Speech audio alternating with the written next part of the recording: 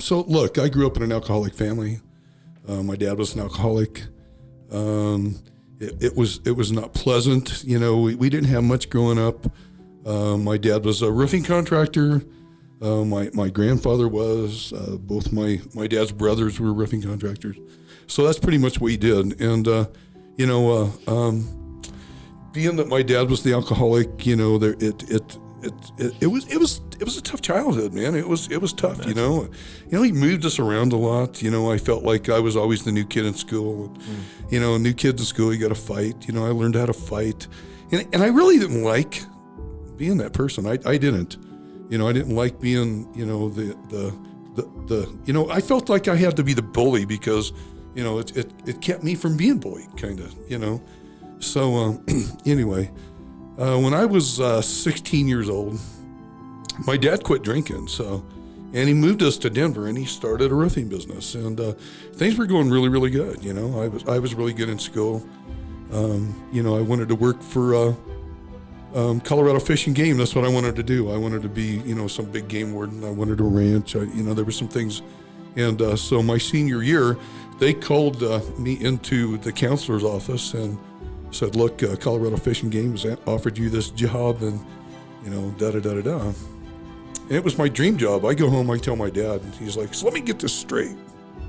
You're going to go empty trash cans in some national park all summer long for minimum wage. And I went, oh, well, maybe not, because I was making pretty good money working for my dad, So I kind of threw that out the window, and, my dad talked me into his dream, and so it was all good. So growing up, my little brother was my best friend, because he was my comrade, he was the one kid and the one steady that I always had.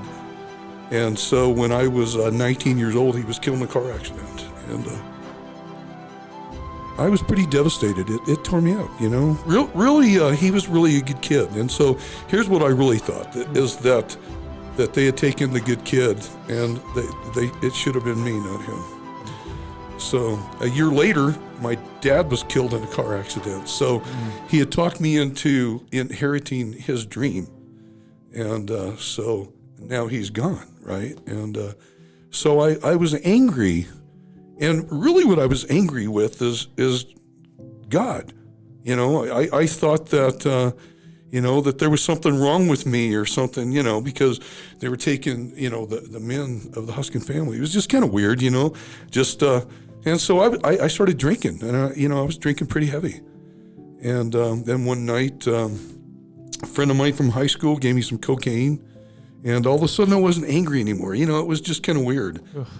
And, who would have known? I look back on that night, and I think that I signed a contract with the enemy that night. It was so subtle. It was like gotcha. It was like gotcha. And so I wasn't angry, and it was fun to do. And then all of a sudden I was losing everything else, and I was in a marriage, and my marriage was failing, and I had started running my dad's company, and then I started losing that. And so at some point I lost it all because of drugs. There's poems that people write. It's I've read them, and they sit there and they just tear you up. It's like, but anyway. So I remember that I woke up in my truck one morning. I'd been partying. It was after the first of the year, and look, I had always promised myself that I would never live past 30. Right? I'll never live past 30. And I lived my life like I wouldn't live past 30. Look, I know that people see the Rory that they see today, but I wasn't always that person. I was, it's hard to say sometimes, but if I needed to get high and it wasn't nailed down, I was taking it. People were disposable. They were like Bic lighters. You used them, and they were disposable. When they were used up, you threw them away. So obviously I'm not that person anymore, but I remember waking up my truck, looking outside. There was snow on the ground. It was a beautiful blue winter day, And I remember thinking how beautiful, and I looked in the rearview mirror and I heard, I said to myself, it's like, well, I'm going to be 31 in a couple of weeks. And I heard, as clear as day, you've been sentenced to live. And I was angry. I was like, you can't make me live with all the crap that I've caused in my life. You can't make me. It's not right. And so I didn't, I had a time that morning. I called my sister.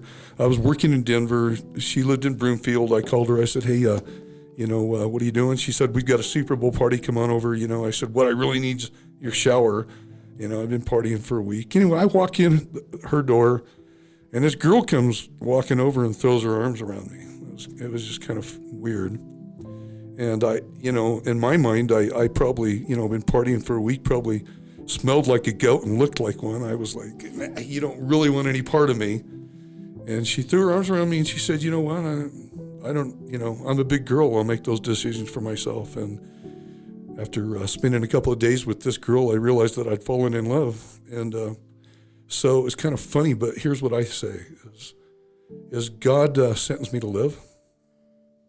And on the same day, he put somebody in my life that was more important than me.